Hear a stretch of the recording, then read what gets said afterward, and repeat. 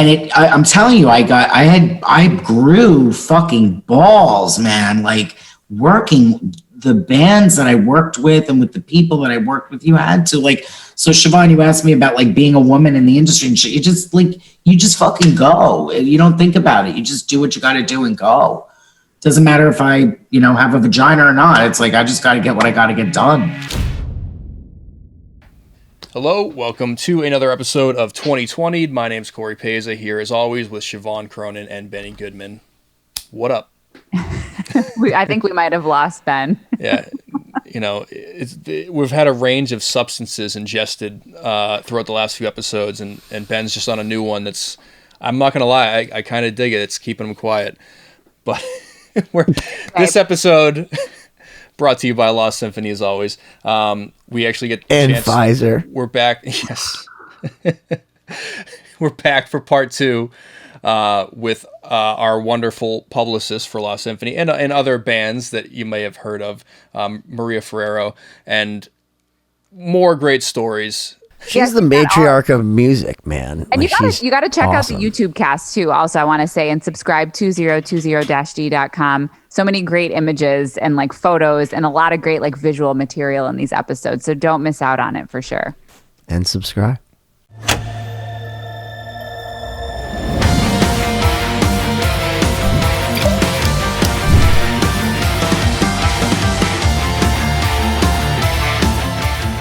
Ladies and gentlemen, my name is Benny Goodman, and you've just been 2020 by myself and my cohorts in crime, Siobhán Cronin and Cory Peza. Ladies and gentlemen, give them a golf clap in wherever you're listening or watching.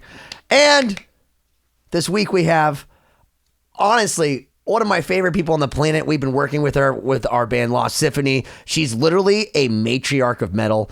In fact, she has the moniker that has been bestowed upon her by one of the godfathers of metal himself, Mr. James Hetfield, of a band called Metallica. And she is Metal Maria Ferrero of Adrenaline PR, but also the reason why my mixtapes when I was growing up exist. So, hi, Maria.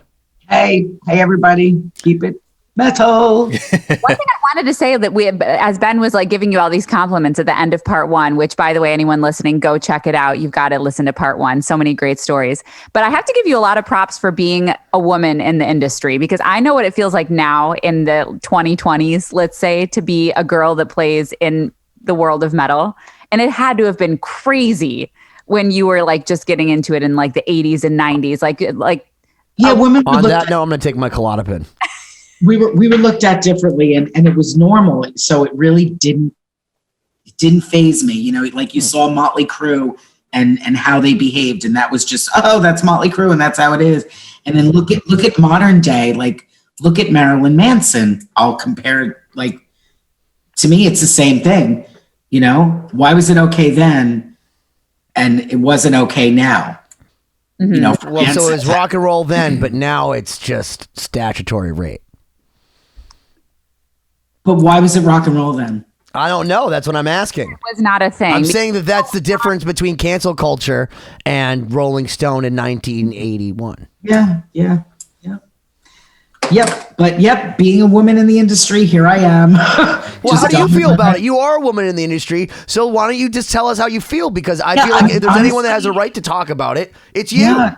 A lot of people might not like my opinion, and I'm sorry. But you're a woman, so you're there. So tell us how you feel as a woman watching this. I honestly feel that maybe women put themselves into bad situations sometimes and can't get out of it. And I feel like some of the women that went along with Marilyn Manson, like dated him and he was all bad and weird. Like, why did they go along with it? Why didn't they get out right away? Or why didn't they report something right away? And it bothers me that happens, that women let it happen and go along with it and then later say something. It's like, but why didn't you just deal with it when it was going on? It bothers me. I'm sorry. That's my opinion. When it comes to Manson. And I also feel like all the managers and labels that made money off him, that like dropped him, return the money that you made off him. If he's no good, like give the money back, And that's how I feel, that's how I feel about, Chef Mario Batali, right? You know, he had the same situation happen. It's like all these people, these businesses, they make money off these people, and that's okay. No, it's not. You know, or take that money and invest it into, you know, women's shelters or helping women to be able to stand up and defend themselves a little bit more, you know? Mm-hmm. Yeah. I mean, I guess first off, if there's anything I've learned from Extreme, there's 3 sides to every story. So that's one. Yeah. And 2, I gotta say that, you know, look, it's a slippery slope because there's one side which is fucking creepy men, but that's everyone and everywhere, and that's been since the dawn of time. But 2, when you are, I guess, a guy like Marilyn Manson who proclaims like all the crazy stuff that he always has, and like, listen, when I was younger, I used to hear stuff like he removed his ribs so he could suck his dick, and that he like carved him. I know he carved himself on stage. I've seen him bleed. He's thrown up. He's done all kinds. Like he did that stuff. So I guess, like, if it walks like a duck and quacks like a duck, I mean, I guess at what point do you say, I shouldn't drink this absinthe? Right. No, don't hang with Manson if you're not into like freaky shit. Okay, sure. Yeah. But no means no. You know, no means no still. And I totally get and respect that 110%, 1,000,000%. But I don't know. It's weird. You know, even like I'll throw Mike Tyson into that whole thing, which, you know, he went to jail for all that. And it's like, girl, you were naked in his hotel room. Why did you put yourself there? Why did you, do that? And no means no.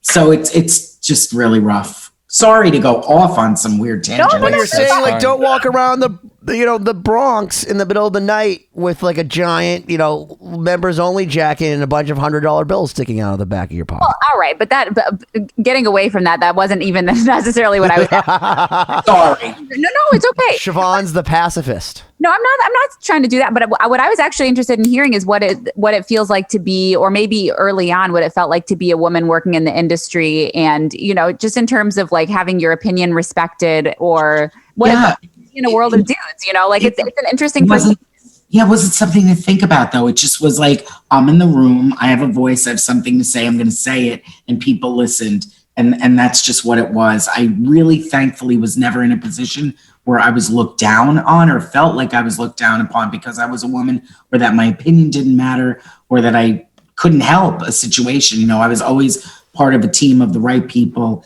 And maybe that's the advice, to align yourself with the right people. And if you're in situations that don't feel good, just get out of that. I have an important question, because this alludes back to something you said on the last episode. Is we had asked you about Metallica and why they haven't remixed, And Justice for All, an absolute masterpiece. And you texted one Kirk Hammett. Do you think that you have the power as an influential woman, a matriarch of metal, as dubbed Metal Maria by James Hetfield himself?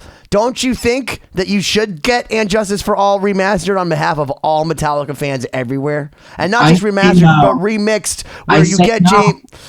I say no, Benny. Leave it as is. What are they going to do next? We got to move forward. What are they going to make next? Metallica's Kill 'Em All. Unforgiven 4. But when Kill 'Em All came out, it sounded so garage and rough. It still does. Should that be redone?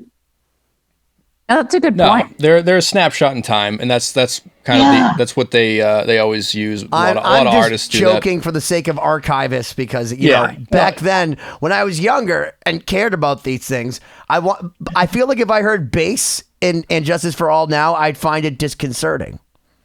Well, if you do want to get your fix, you can listen to And Justice for Jason, which is on YouTube, where someone played the bass that should have been there. It's fake, because you can't get bass out of nothing. Well, it's not fake. It's what the tab said. They didn't lie. They say they overdubbed the bass, but you get to hear the songs, what they would sound like with bass. It's very nice. But what I would like to kind of take a moment and I don't want to let your expertise and your experience go to waste. We definitely need more stories, but I want to hear your views and opinions on the music industry as it stands in 2021. You're kind of in the trenches out there. You represent a lot coming out of the pandemic. Yeah. So, can you give us maybe pre-pandemic versus post-pandemic kind of what your pre-pandemic was spinning, orbiting, just flying, bands touring, records coming out. magazines engaging, people, really interested, and things felt really moving. The pandemic just slapped down, squashed, done, and just cranking it. It seems like so hard to get people interested in things, getting responses from people. And a lot of it is because personally, for a year plus, homeschooling families, people getting sick, people afraid, people mentally melting down, in a box forever, not being able to leave your house, see family, see friends or whatever. It's been hard. The industry as a whole, though, it's incredible. It's changed so much. And I feel that the best thing to do is create your own situations. Just take charge, take control, put together the right teams, be flexible, flexible to change gears immediately on planning decisions. I think right now I'm still wondering about COVID and if it is safe for concerts and stuff. Even with the vaccines, I definitely got the vaccine, didn't want to, but got it. And I still don't know if I'm safe. Yeah. So I think coming out of COVID, it's tough. Bands are touring, we're busier now with bands that are touring. I think that's the most important thing, to be active, because then people are going to care more. Magazines are going to cover you. Journalists are going to care. Spreading the word. Radio stations, I don't really even know what's going on in that world at all.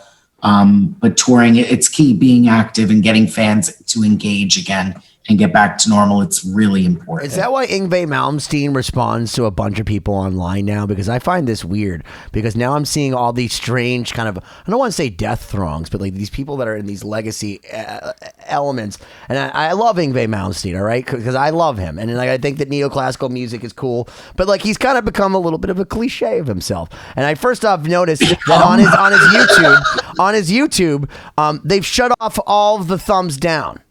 You can't, and all the comments are curated. So only the curated. I don't think you can shut off the thumbs down. I don't know how he did it, but it's literally only good comments. Okay. And like, if you have any thumbs down, it goes away. It just does.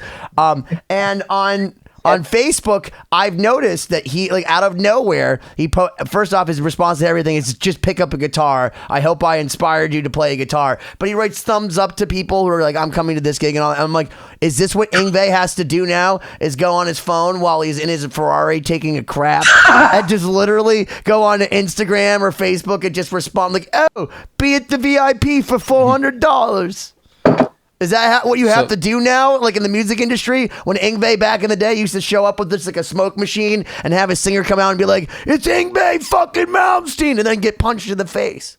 Anyways, so where's that going? it went. I'm it was saying going that he nowhere. has to go online, and instead of actually fucking getting anybody else involved, he goes and personally responds to people and curates his own fucking shit. We'll like, take to try that. To get We'll people take to that buy statement VIP. and say, Maria, like, as far as engagement goes with your artists, what do you see now that's maybe the most successful? And you can go back 5 years, but what's like the most successful way you've seen your artists and maybe up and coming artists build and connect with their audience? Be consistent with social media, and really active. And I know it might sound like street team marketing 101, but like literally, the bands that you want to like tour with, if you're a smaller band, if you want to tour with Metallica, who follows Metallica? Go make friends with all of their followers. Say, hey, check out my band. And how exciting for like a fan to just get a message from a band member, like,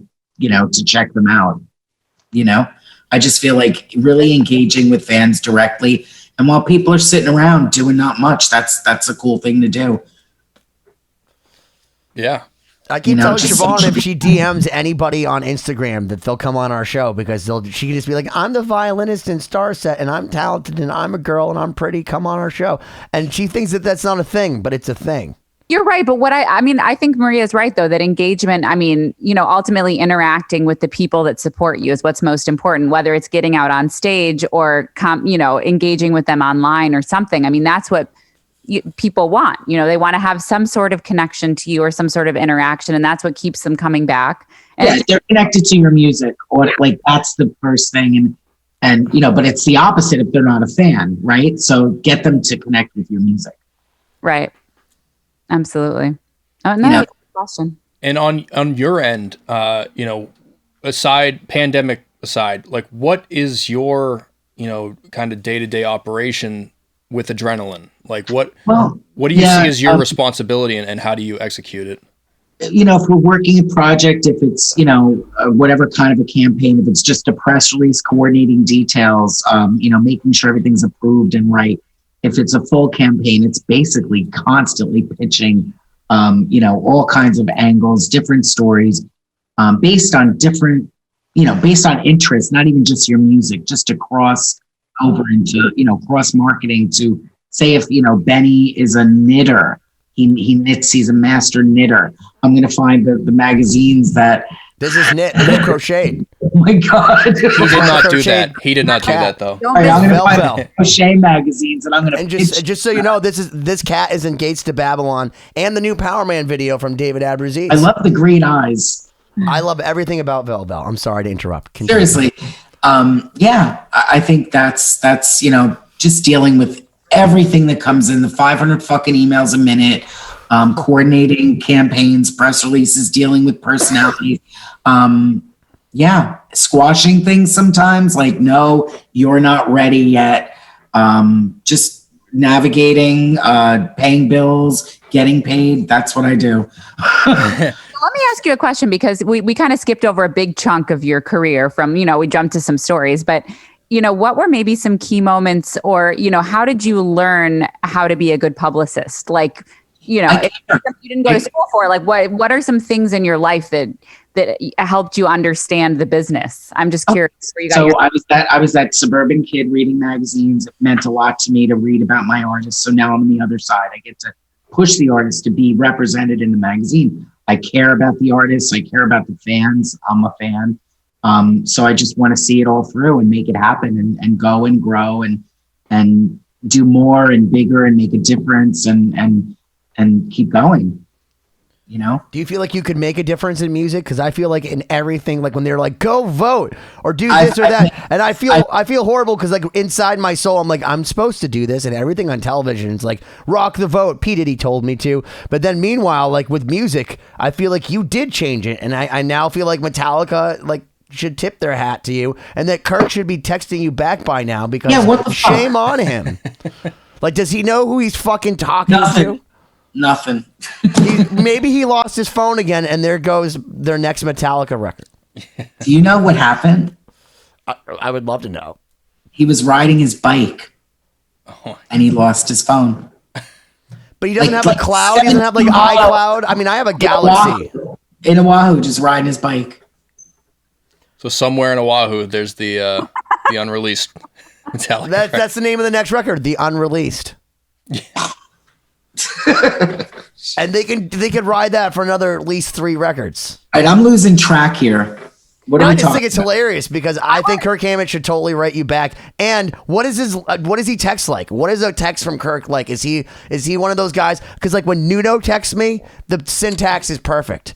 And then he writes like a poem, like it's iambic pentameter, and like there's the proper amount of returns used. It's me asking him if he'll come to Hawaii to play guitar at Marsha's spreading of her ashes. Oh, I'm sorry to hear that. Yeah, no, but he said he if he's around, he would. It's hard to say where I'll be at that point, but if I'm around, we will meet. Cool. Wow, that is always an angel. What else? I got a lot of pictures. Him saying yum to all my pics. Can you send me that food? I like it. Porn. I like it to the pattern.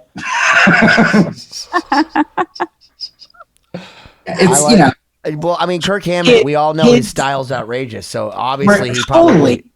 Capizio. Benny. If I was Metallica, Benny. Yeah. Capizio. What does this mean to you? Well, first off, it sounds like it's a salad. No. And maybe I should put capers on it. No. Kirk Hammett and Capizio. Do you remember he would wear the white Capizios? Their The shoes. dance, shoes, the ballet shoes. The shoes. Okay, I know exactly what that looks like. I just didn't know that's the name for them.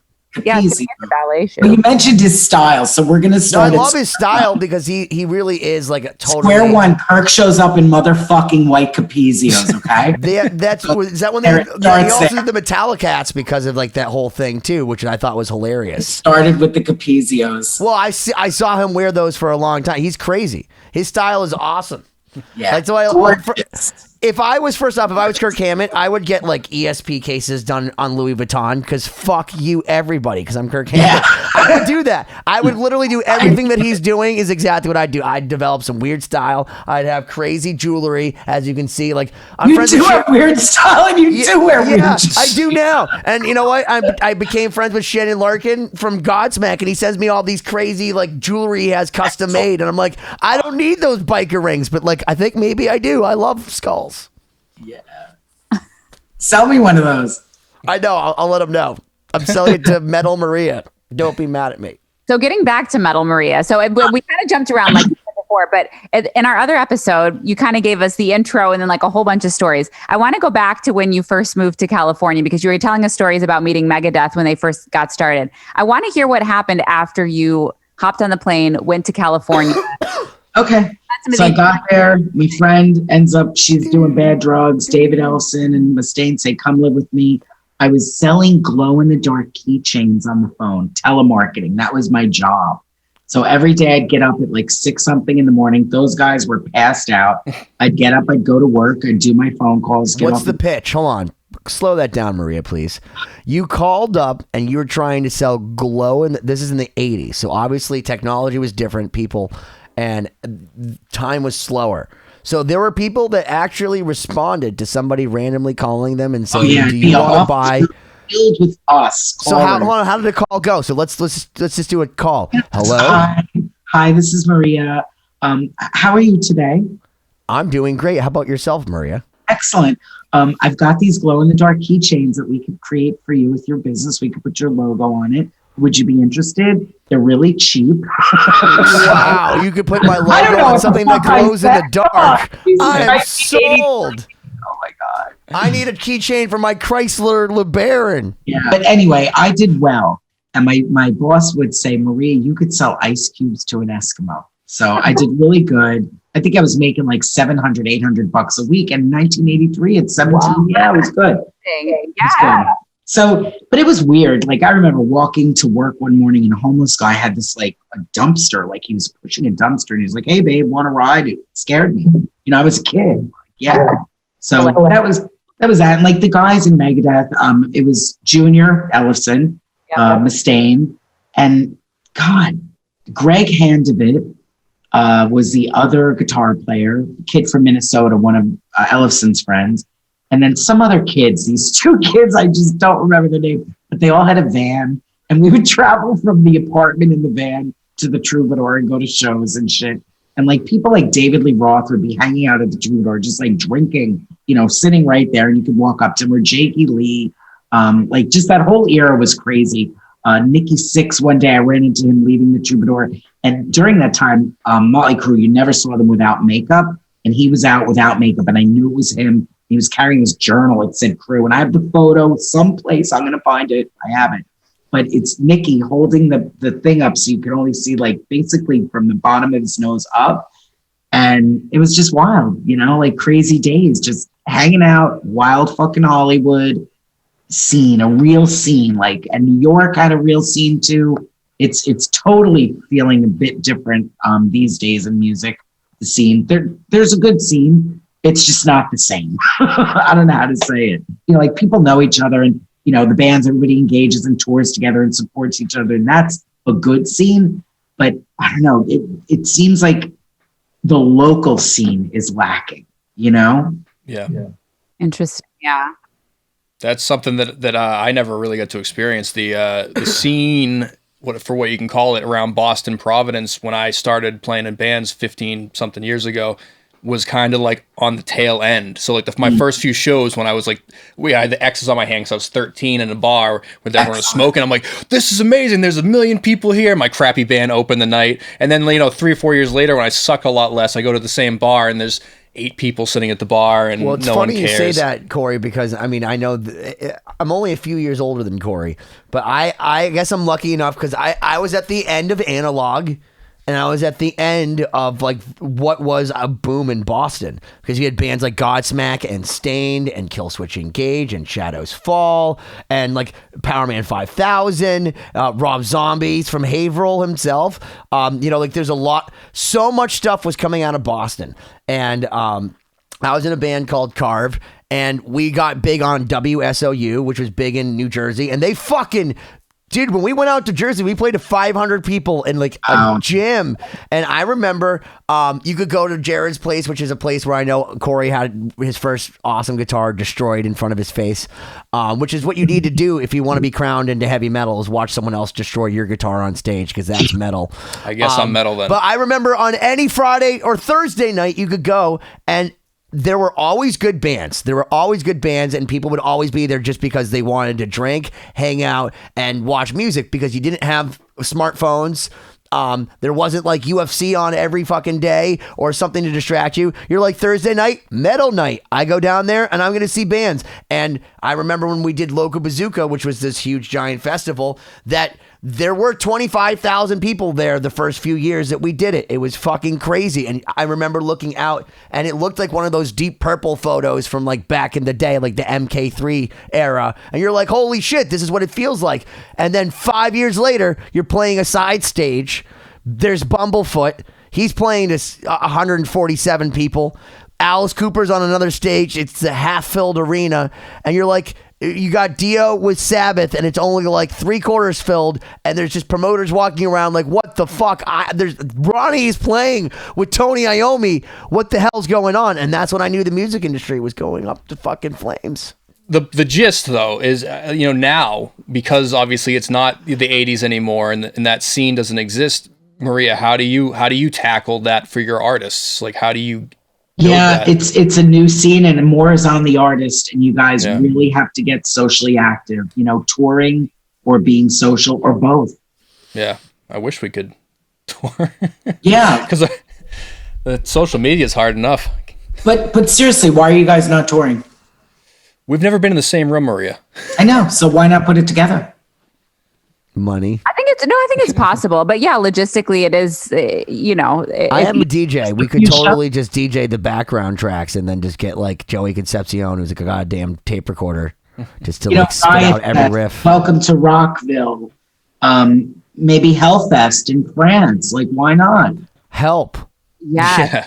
Because we'd love to do all those things. We're just not that smart, Maria. Like, we're smart in that we made a podcast, and I'm doing the Neurotic Guitar. So, like, actually, tomorrow morning, I'm going to New Jersey to see Les Paul's estate because apparently there's a bunch of guitars and music and his first 8-track recorders, and Paul Reed Smith has even agreed. Yep. And before we get too far off topic, we'll just continue. Again.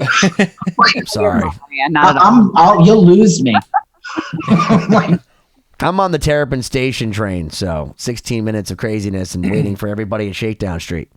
There you go. But yeah, so clearly the importance of like being social and engaging with the audience is huge, which I think now that we have our latest single, Taking Out the Piece, has actually brought in for the first time, I think, an audience that didn't, we didn't hear about us directly from us posting, a little conflagration. Yeah, no, creating your best content, right? Having a team push it and everybody just stay focused and, what's the next goal? And you guys have nailed so many things, and the Slay at Home was really just a good hit for you guys on top of everything. So yeah, those were fun. Because I was working on those anyway because they were all like manic last minute. So poor Cory has like gray hairs named after every one of those videos. But I was like, oh, well, I was already doing this Skid Row mashup. So fuck you guys. I guess we got to do it for real now. And the biggest compliment I feel like we've learned from Slay at Home is that people don't know what electric violin sounds like in metal at all. Because they're like, I don't hear it. And we're playing Van Halen and she's a whole channel coming out the right ear. But they think it's a phaser guitar. But it's her. It's great. It's cool. It's like fun for me to be a violinist that's like somewhat in the metal scene because it is like kind of uncharted territory. Like people just don't even know It elevates the music. And you're not the wife of a singer. That's what most people would think you are. They'd judge you. You could be like, no, I actually play in the band. And they're like, what? And you're not the singer? You're like, no, I play violin. And they're like, what? Yeah. Elevation.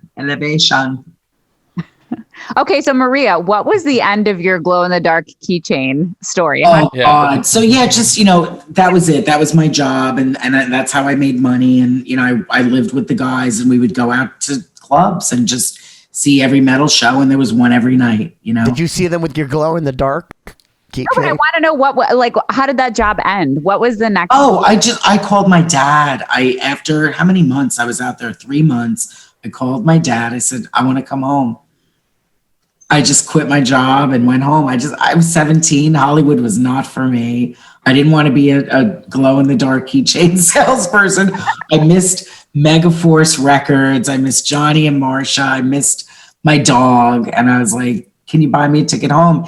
My father said, of course. He said, but I really wish you would have made me buy you a round trip ticket. It would have been cheaper. I remember that comment. And that was it. So I came home, went right back to Megaforce, and it was good for me, I think, to go away and come back.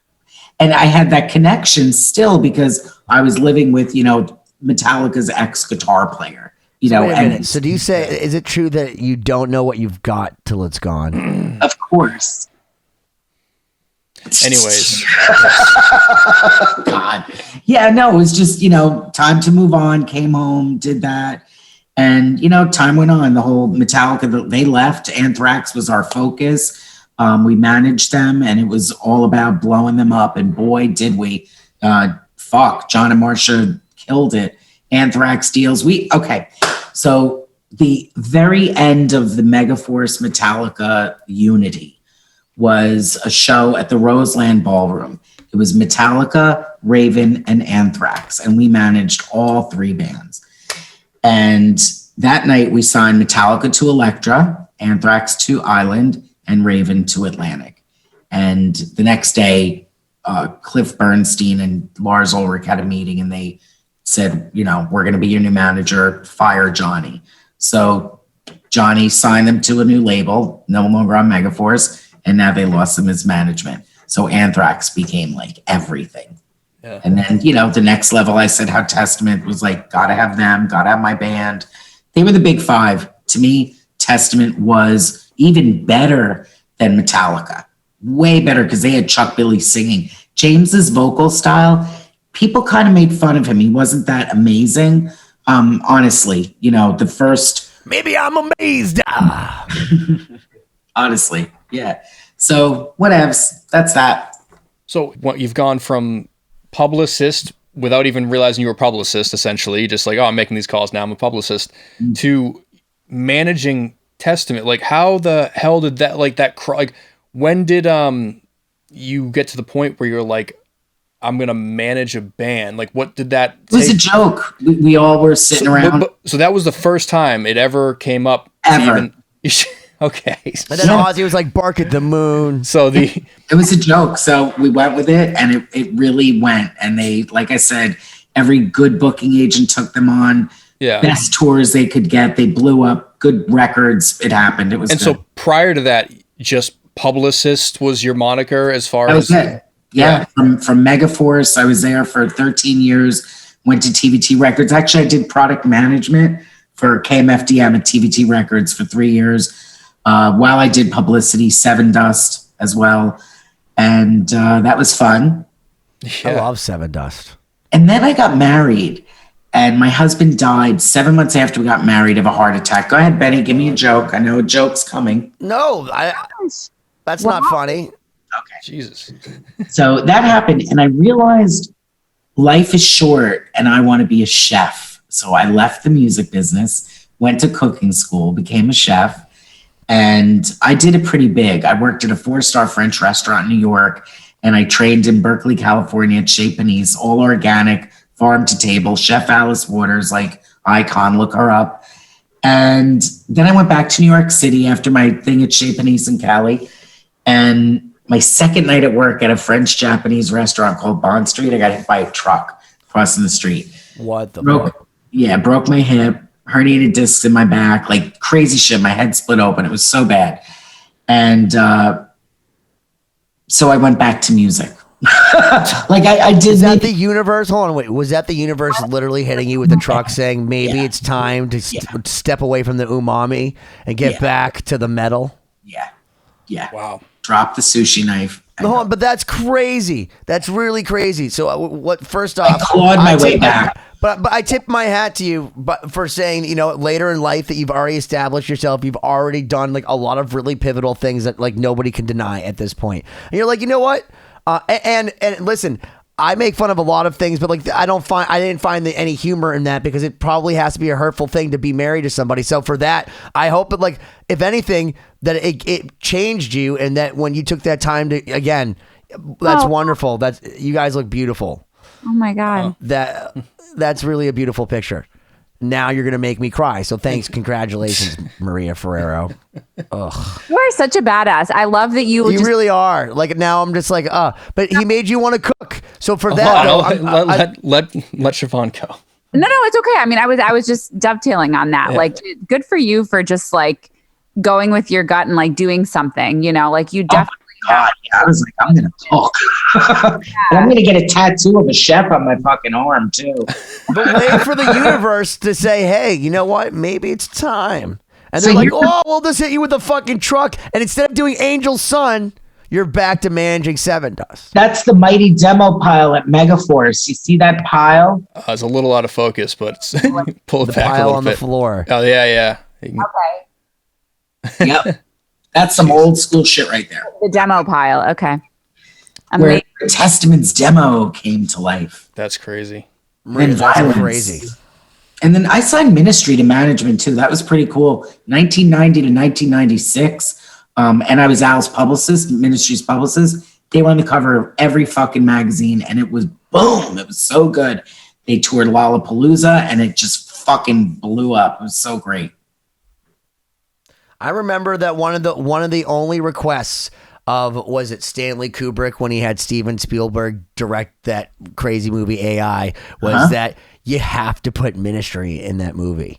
Bravo. You have to put Ministry in that movie. And I'm like, really? Stanley Kubrick, Mr. Keep Your Eyes Open, Clockwork Orange shit. That's your last request? Put Ministry? But you know what? Ministry definitely makes you feel a certain way. I think Steven Spielberg didn't necessarily do Kubrick a total solid, but I think that Ministry was awesome in that movie. Yeah. Al would like smoke crack in interviews, and then it was rough. Yeah, like Spin magazine, Rolling Stone, all the biggest magazines that he would smoke crack, and then Maria make sure they don't write about it. Oh God, my God, that sounds very Lemmy thing to do. And I'm telling you, I grew fucking balls, man. Like working the bands that I worked with and with the people that I worked with, you had to like, so Siobhán, you asked me about like being a woman in the industry and shit. You just fucking go. You don't think about it. You just do what you got to do and go. Doesn't matter if I, have a vagina or not. It's like, I just got to get what I got to get done. Right. Was there, and I don't know if you can talk about any of this, but were there any like crazy like damage control things that you had to do in terms of? I said right there, or like, the opening of Lollapalooza, Al Jorgensen pulling the fucking fire alarm in the hotel and like everybody having to get up at like 3 a.m. and we're half naked, like running out, the fire alarm's going off. And then you have to deal with that kind of shit. Yeah. Well, you have to have such a vision, I'm sure, for the people that you work with and understanding what's best for them because you've got, the publicity mind of like, what is going to help this band be the. I was contacted by a person, an artist just last night. I'm definitely not going to name who it is. You could probably figure it out. They've had some like women stuff, like beating women stuff and, Trump supporting shit and like fucking conspiracy theorist shit. And I was like, oof. And it's not even somebody that I have a good personal relationship with, but okay, well, if I can help, let me help. So like right on the call, I went right in and I said, okay, you have a mess to clean up. This isn't about your live stream or your shows coming up. You actually have a lot of shit to clean up. And I think right now is not a good time. Like you should go away for a year, go do some good work, volunteer, fucking go speak in a boys' home, military shit, metal community service, whatever the fuck it is. And then it became it was like a desperation. Now the artist is calling me and the manager, they're constant. I'm like, guys, really, I'm telling you, this is what you should do. Just go away. I got an email today thanking me. They said, thanks. We're actually going to give this a break right now. This is not a good time. And I'm like, right on. Go fucking, you want people to change what they say about you? Change what you're doing. Yeah. One thing that Siobhán said a little while ago was having like the publicity brain. Is there something, your job is constant problem solving, I assume.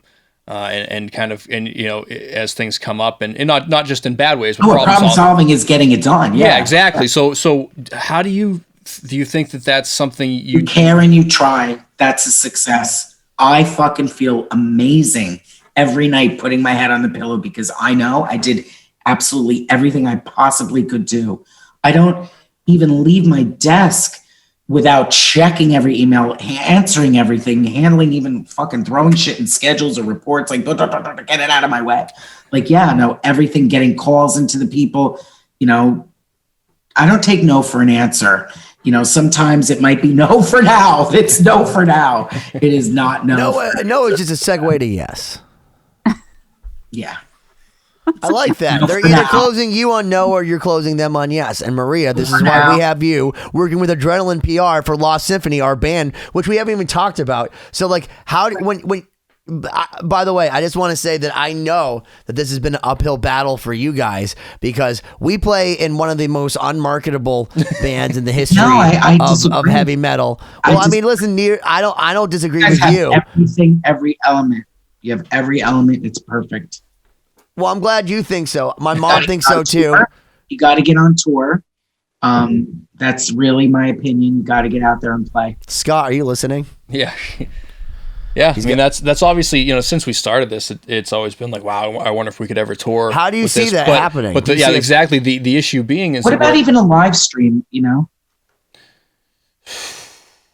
Yeah, it would be. I'm just thinking of how that would somehow become my responsibility. We have Jim too. That's good. No, yeah, but Kamal. We have the core band, but because we're so guest centric on a lot of the tracks, I think that it would have to be a very well thought out plan for whether it's a live stream. We have guitar players that are good enough that could absolutely. Sure, if we play but I'm saying that it would take a lot of prep. Oh yeah, but some of those guys are so good that we just have to be better, just not them. Like, dude, if we said Joey learned, this is a true story. So Joey Concepcion, who plays on our record, he came down a long time ago with Ollie Herbert here and a guy named Matt LaPierre, and he just absolutely shredded my face off. And he was like, dude, I don't think anyone's going to like my playing. And I'm like, oh no, they're definitely going to like your playing, man. Like Back to the Future. Like, this is the music you've been looking for. And then I found out a few years later that he was called like at a last minute basis to replace Jeff Loomis because Jeff had some family stuff he had to take care of at the Whack and Open Air Festival for Arch Enemy. And I went and watched the set, and the kid does not miss a single note from Jeff Loomis, who's the dude that like climbed Mount Everest and can play Jason Becker note for note while staring at a camera. And this kid didn't miss anything. And he was like literally 2 years before telling me how he didn't think he was good enough to even play on Lost Symphony. And like here he is playing for Jeff Loomis, and actually brought Jeff Loomis to Lost Symphony because he was with him in Belgium. And he was like, hey man, have you heard of this Lost Symphony project? And I had actually emailed him 4 years before, like, Jeff, hey dude. And he was like, dude, I shouldn't be doing stuff that like my label doesn't do and all that. And I don't blame him because I would say no too. But this time he actually came and played with us. And it was one of those things where like Joey like went from being the grasshopper to the dude telling me how to wax on, wax off. And I was such a proud Jewish brother. Awesome. That clip, by the way, changing the subject, that clip of Ollie, really, God. Totally stops my heart. Well, I will say that there's probably, by the time this is out, we're going to be releasing a video that Ollie was a take guy, so there's like a lot of stuff that you people Frankenstein and all that, but Ollie was a guy that like a lot of times like this burst of genius would come out amongst the shit Not to say that there wasn't shit. Cory can attest to it, and so can Siobhán. But there was we did a lot of the genius. stuff. A lot of the stuff was being worked out in real time, so I wouldn't call it shit. We got one of the solos. We had some of the footage of him actually playing. So we made it like almost like a quarantine video, but with some of the artwork from Boris Grow, like we did with Take Another Piece. But it has Ollie. It has Ollie actually playing the actual song, and I guess somewhat irony is that the song was originally called My Last Goodbye, and it was for my friend Jimmy, who passed away. And I asked Ollie if he'd play on it, and by the time we released it, it's now become the song that features Ollie, kind of like the D at the end of the Ozzy Osbourne Randy Rhoads tribute.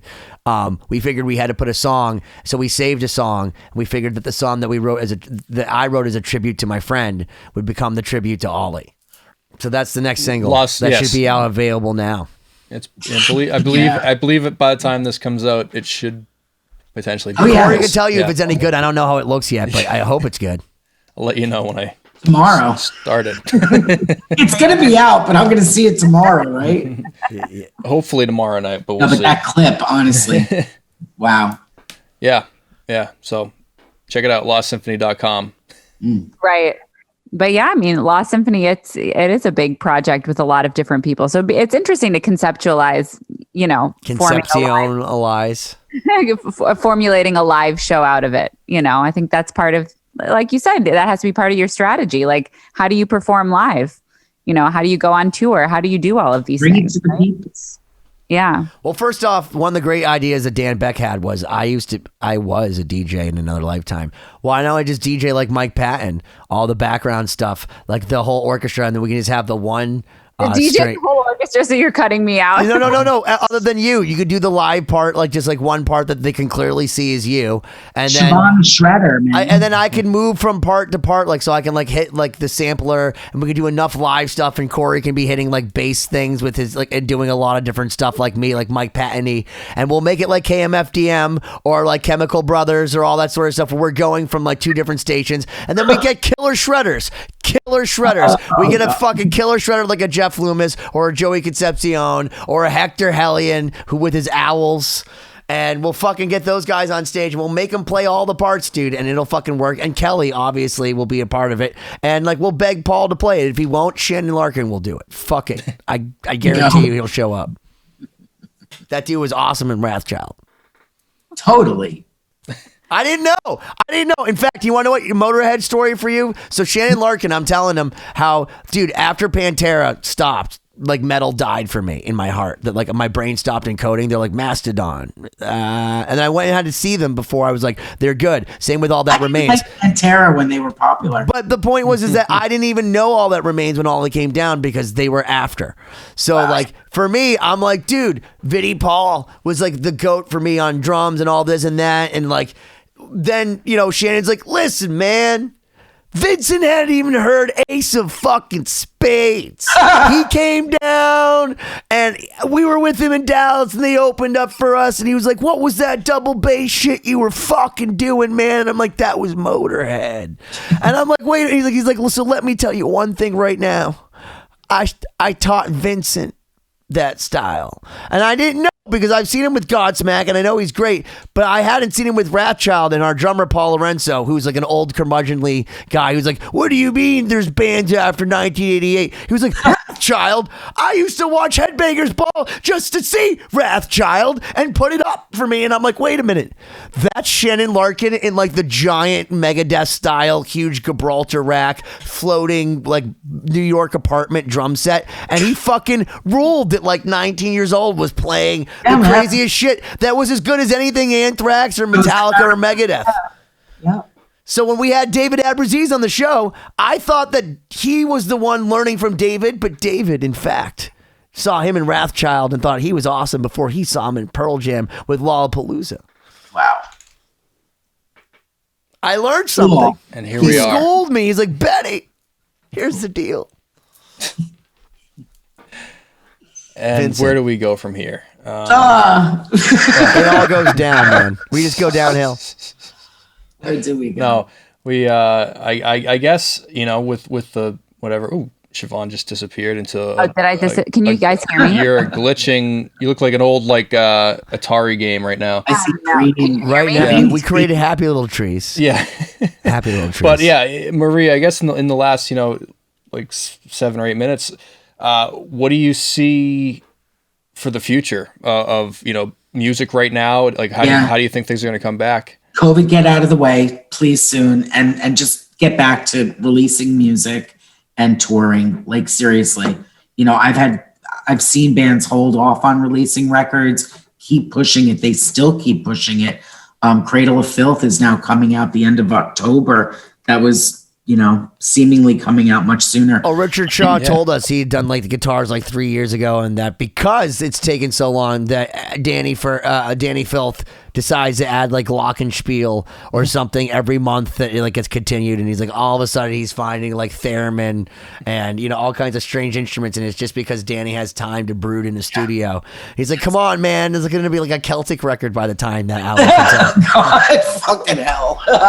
Oh God. That's all I've been able to extrapolate from my conversations with our British ambassador, Mr. Richard Shaw, who's one of the greatest guitar players that I wasn't aware of. Again, that I tip my hat to that guy, because what an amazing player, Richard Shaw from Cradle of Filth, and I can only imagine what that record's going to sound like. I'm dying for it. Yep. But anyway, so then, and Lamb of God, they put their record out last year. It was supposed to come out in May. They pushed it 1 month till June, and that was rough. Best record they ever made, and it just came out just at the worst time. So COVID really has to go away, because fans need to connect with their bands to make it happen. Yeah, well, I mean, it seems like there's lots of tour announcements and shows being, every day there's something new. So yeah, we're working Gemini Syndrome tour. We have a Tetrarch tour coming up, Cradle tour, Lamb of God, of course, with Megadeth. Guys, what do you think about this Ellefson stuff? Not what happened. I could give a shit less. What Yeah. do you Him mean? and the band, him and Megadeth. Not about what happened. I could care less. I mean, look, when I think of Megadeth, I think of David Ellefson. So, like, it's just one of those things that as, like, a staunch fan, look, I understand, if it has Dave Mustaine on it, just like Rob Zombie, it sounds like Rob Zombie, or it sounds like Megadeth. You know what I mean? So no matter what, like, it's easy to discount where they got there. But really, but all of that said, like, I don't know when it became rock and roll to fire people because of something that wasn't even illegal and didn't really even happen. And it may be distasteful, and like, I'm not here to judge, but like, man, you're talking about stuff with Al from Ministry, and like, look, I know all kinds of crazy stuff that's gone on. Like, it's not a pissing contest in any way. Like, rock and roll is not the most beautiful thing, okay? But I guess to set a precedent, it's kind of like the same thing as like everyone getting mad about everything in the comedy industry, where every comedian's afraid to tour now because there's so much cancel culture that people get mad about one thing and they don't feel the need, like they attack someone's complete career. Ellefson used to want me to cut his hair. I used to cut his hair into spikes. Oh God. And Siobhán, you were asking before, like, what was it like back then? Like, after Glow in the Dark keychain work and shit. Like, Megadeth rehearsed in a storage space. All these bands in LA, they rehearsed in storage rooms, and man, it was hot as fuck in there, and they would be jamming. And just when you mentioned Gar Samuelson before, I remember he would be like drumming in the band. Probably the year later, maybe this was 84, because I would travel back and forth, but he would smoke cigarettes, and this long cigarette hanging out of his mouth, big ash, and his arms just like an octopus, like all over the place. But this ash, the cigarette would be like standing still as he was just fucking flailing. What a drummer. I would have loved to have seen him play with Alex Skolnick. I remember watching the behind the music for Megadeth, and one of the things that Dave Mustaine says on it, and I'm sorry if I'm paraphrasing it, but it was like, I saw Gar Samuelson sitting with a cigarette, and it was already down to the nub, and he had fallen asleep, and it was burning his fingers, and he was still sleeping. And I was like, I know this guy is the real deal. Jesus. You know, like, and it was like, oh man, I'm like, that sounds rock and roll to me. Like, he's so real deal. He fell asleep with the cigarette in his hand, and it's burning through his fingers. He's like, well, fuck it, I'm still gonna play drums. Jesus Christ. Garth Samuelson. You know, and then the fact is, you said the same thing when he's flailing his arms. Did you know him? What was that guy like? He was like older. He seemed like he wasn't interested. You know what I mean? Like he was not interested. Interesting. Yeah, you know? So he just showed up and played the gig, and then it was kind of like, I'm over this. Yeah, that's what it felt like with him. Yeah. Interesting. He didn't get involved in too many antics, I think. But I think they did a lot of drugs later on, like, I think. As you do. I feel like Megadeth did a lot of drugs. Yeah. No, I feel but like they did like an Aerosmith amount of drugs. Real bad. And Ellefson, 1984, me and Bobby Gustafson, I remember we went to LA to hang out with Megadeth. We went to Disney. I have photos of all this shit. And then we went to San Francisco. They had their first show opening for Exodus at the Kabuki Theater. And Ellefson was dating Dawn Crosby from Détente. What's his name? Ross Robinson's band. And she was like, you got to go see this band, Sisters of Mercy. They're playing at the Kabuki the night before Megadeth show. We were like, what the fuck is that? She took us, and man, that changed my life.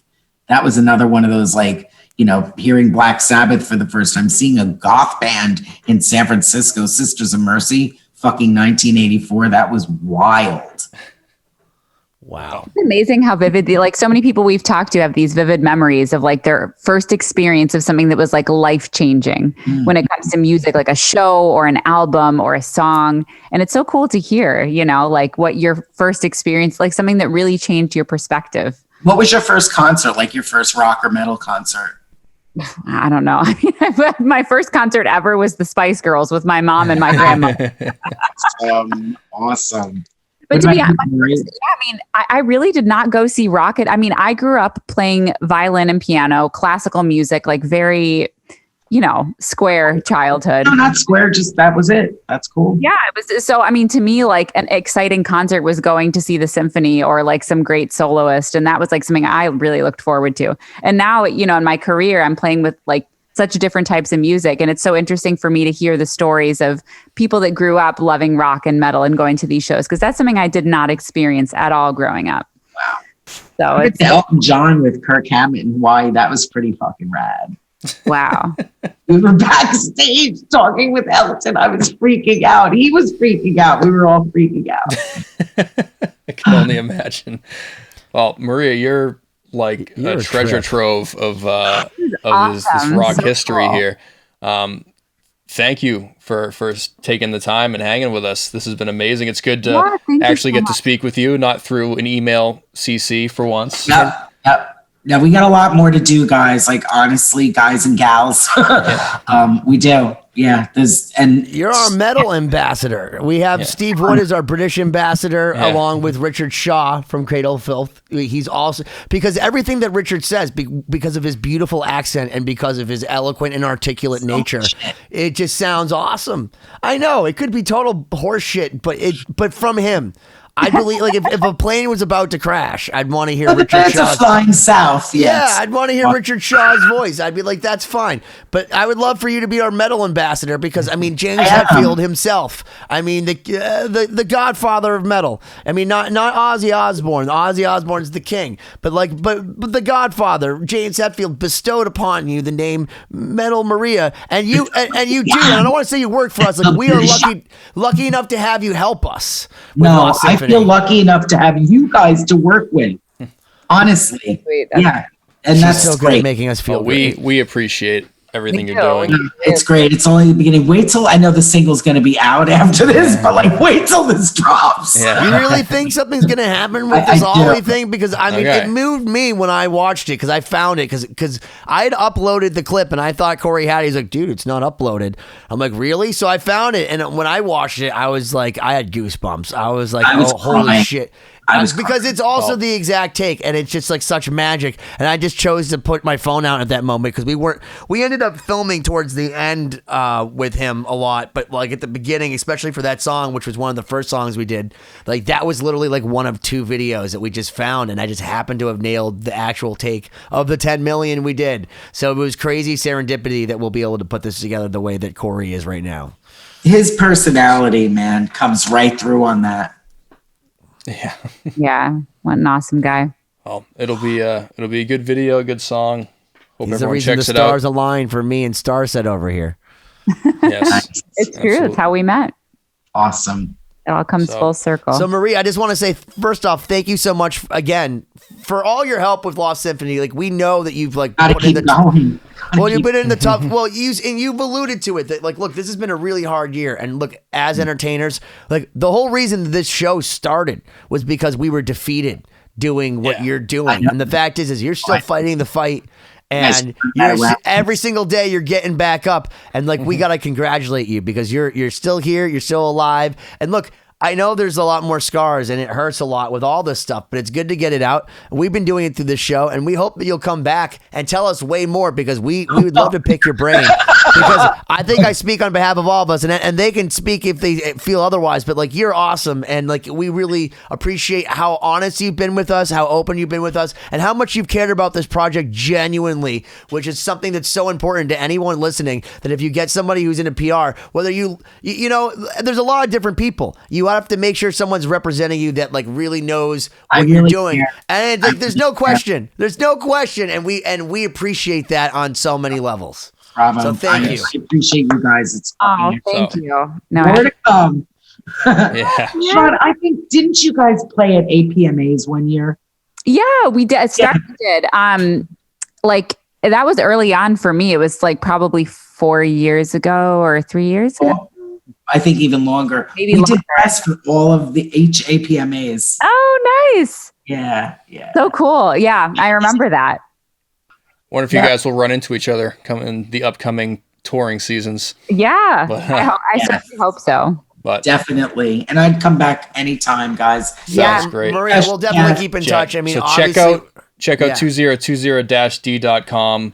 Like and subscribe. Do all those things we always tell you to do, please. Lost Symphony, chapters Lost 1, Symphony, 2, and 3. Yep. And Cory, you look less fat since you haven't stopped drinking. So, Thank you.